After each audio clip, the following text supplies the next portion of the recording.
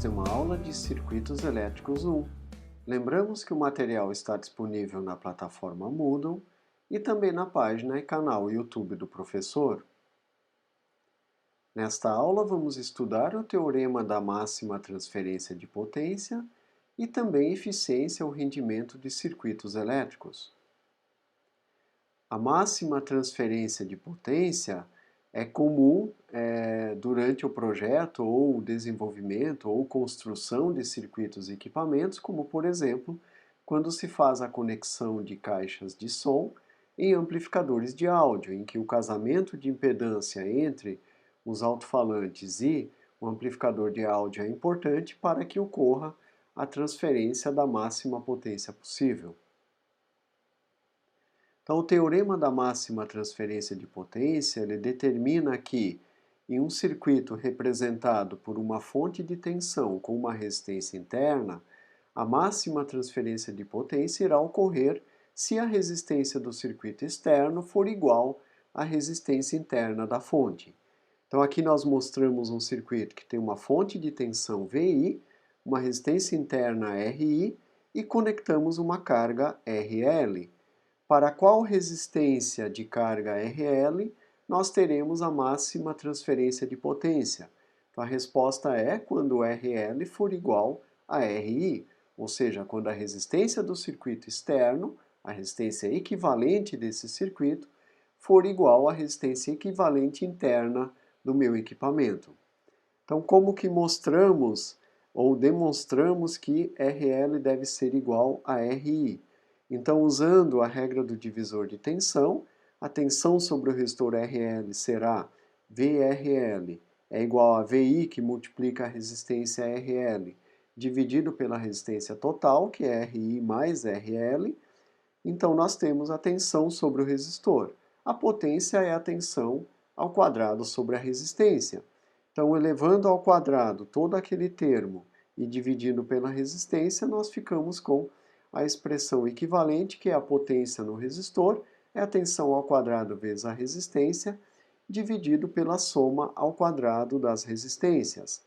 Para encontrarmos um ponto de máxima, ou um ponto máximo na curva, fazemos a derivada em relação à variável de interesse, que nesse caso é RL, e igualamos a zero. Com isso, nós encontramos então que RI menos RL sobre RI mais RL elevado ao cubo tem que ser igual a zero e, portanto, RI tem que ser igual a RL.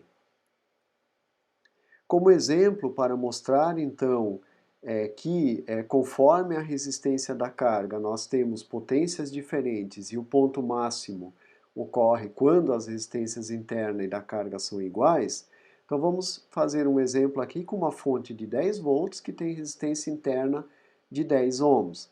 Vamos variar a carga desde 1 ohm até 20 ohms. E vamos calcular a tensão sobre a carga, aplicando então a equação do divisor de tensão e a potência sobre a carga. Quando nós tivermos a resistência interna é 10 ohms e a resistência na carga é 1 ohm, nós vamos ter então uma tensão de perto de 1 volt só na carga, os outros 9 volts ficam internamente na resistência interna, e a potência na carga será também da ordem de 1 watt. Na medida que formos aumentando a resistência, vejam que a tensão na carga aumenta e a potência na carga também. Quando temos a resistência de 10 ohms, então nós temos 10 ohms internamente e 10 ohms fora. Portanto, a tensão de 10 volts se divide em 5 volts na resistência interna e 5 volts na resistência externa. A potência neste caso será de 2,5 watts. Conforme formos aumentando ainda mais a resistência de carga, a tensão sobre ela aumenta, mas como a corrente é a tensão dividido pela resistência total do circuito, a resistência total está aumentando, então a corrente diminui e, portanto, a potência na carga também diminui. Então, este ponto em que a resistência é de 10 ohms é onde vamos ter a maior potência na carga, ok? Então vejam que no gráfico traçado na figura da direita, nós percebemos que exatamente na resistência de 10 ohms nós temos o ponto de máxima na curva. Vamos fazer um exemplo. Uma fonte, então, que tem uma resistência interna de 2 ohms com uma tensão de 12 volts. Qual é a potência máxima que pode ser obtida na carga, então?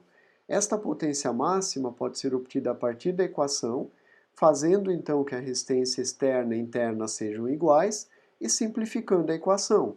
Então, nós temos que VI quadrado sobre 4RL é o resultado para a potência na carga, que resultará, então, em 18 watts. Um amplificador de áudio que tem impedância interna de 8 ohms, qual deve ser a impedância das caixas ou alto-falantes conectados a esse amplificador de áudio? Deve ser também de 8 ohms para que se tenha a máxima transferência de potência. Do mesmo modo, um gerador de sinais utilizado em bancadas, por exemplo, de eletrônica, ele tem uma impedância interna de 50 ohms. Qual deve ser a impedância do circuito para ter a máxima transferência de potência? A impedância do circuito também deve ser de 50 ohms. Por fim, esse mesmo gerador, se ele tiver uma tensão de saída da ordem de 20 volts, qual é a potência então obtida na carga? A potência na carga será de 2 watts. Então, para se ter uma ideia, aí, né, a impedância de 50 ohms é típica para geradores de sinais. Tensões até a ordem de 20 volts também são comuns, né, em equipamentos comerciais e, portanto, se tem então potências aí da ordem de 1, 2 watts nas cargas, ok? Vamos falar agora um pouco sobre eficiência de circuitos elétricos. Então, eficiência é a relação entre a potência que se obtém na saída e a potência da entrada. Quando falamos de eficiência, estamos nos referindo àquilo que pode ser também perdido ao longo do circuito, ao longo dos elementos do circuito. Então, eu tenho uma potência que entra, eu tenho uma potência lá na saída, na carga. Se ficar alguma coisa no meio, então a potência que entra tem que ser maior para obter-se o mesmo valor de potência na carga. Imaginem assim, eu tenho 1 watt na carga e tenho meio watt perdido aqui em processamento dessa potência. Qual é a potência na entrada? Tem que ser 1,5 watt. A potência na entrada sempre tem que ser maior do que a potência de saída mais, né, as perdas. Então o rendimento ele é calculado dividindo-se a potência na carga, que a gente considera a potência útil, então, pela potência na entrada, que é a soma de todas as potências. Então, consideramos essa imagem em que temos uma carga, então nós temos a potência nesta carga, temos a parte intermediária do circuito, em que temos uma potência de perdas, né, na parte série desses componentes do circuito, e temos a fonte que tem então e entrega a potência de entrada. O rendimento então é a potência de saída pela potência de entrada, sendo que a potência de entrada é a soma de todas as potências do circuito, ou seja, a potência de saída mais a parte de perdas. Portanto, nós temos que o rendimento será a potência de saída pela potência de saída mais as perdas.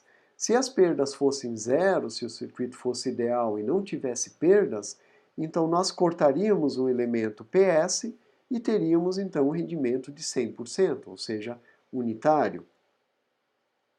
Vamos mostrar novamente um exemplo, agora fazendo a variação da resistência de carga do ponto de vista de eficiência do circuito. Então a fonte tem 10 volts e uma resistência interna de 10 ohms e nós vamos variar a carga.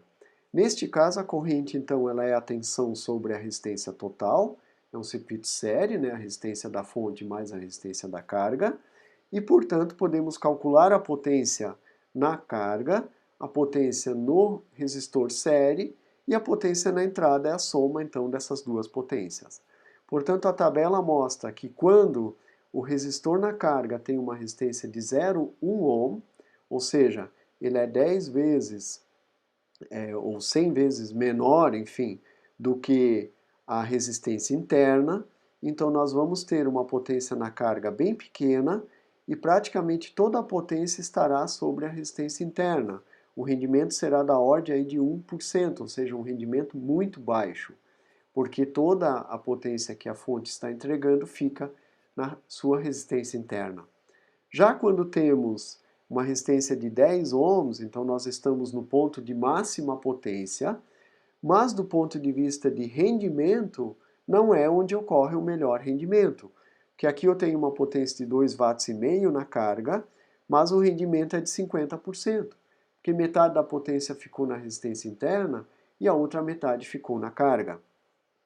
Na medida que a resistência de carga aumenta muito, o rendimento tende a 100%, ou seja, na medida que a resistência de carga fica muito maior do que a resistência interna, toda a tensão da fonte fica sobre a carga e, consequentemente, então, a potência interna fica muito menor do que a potência externa e eu tenho, então, um alto rendimento. Então, vejo que, do ponto de vista da máxima transferência de potência, as resistências têm que ser iguais, a interna e a externa. Já do ponto de vista de rendimento, de eficiência do circuito, a resistência interna, o ideal é que fosse zero, e a resistência externa a maior possível comparada com a resistência interna. Ok? Então vamos ver um exemplo aqui, uma fonte de 12 volts que tem resistência interna de 2 ohms, conectando-se uma carga com 2 ohms também, qual será o rendimento? Como 2 ohms, então, é igual à resistência interna, então eu estou no ponto de máxima transferência de potência. E aí o rendimento é de 50%, não preciso nem fazer o cálculo, esse valor é obtido, então, diretamente. Se agora a resistência externa for de 10 ohms, então qual é o rendimento do circuito? Neste caso, a corrente será de 1 ampere, eu terei na carga, então, 10 watts, na resistência interna, 2 watts, a fonte fornece, então, a resistência total, desculpem, a potência total, que é 10 watts da carga, mais 2 watts da resistência interna, então uma potência de 12 watts, portanto, o rendimento será de 83% para este exemplo. Na próxima aula, nós vamos iniciar, então, o estudo da análise de malhas, na sequência, a análise nodal, ou análise de nós, e continuaremos com equivalente Thevenin e outras técnicas de análise de circuitos. Então, nesta aula, estudamos o teorema da máxima transferência de potência e o conceito e aplicação de eficiência e rendimento de circuitos. Então, agradecemos a atenção de vocês e aguardamos vocês nas próximas aulas.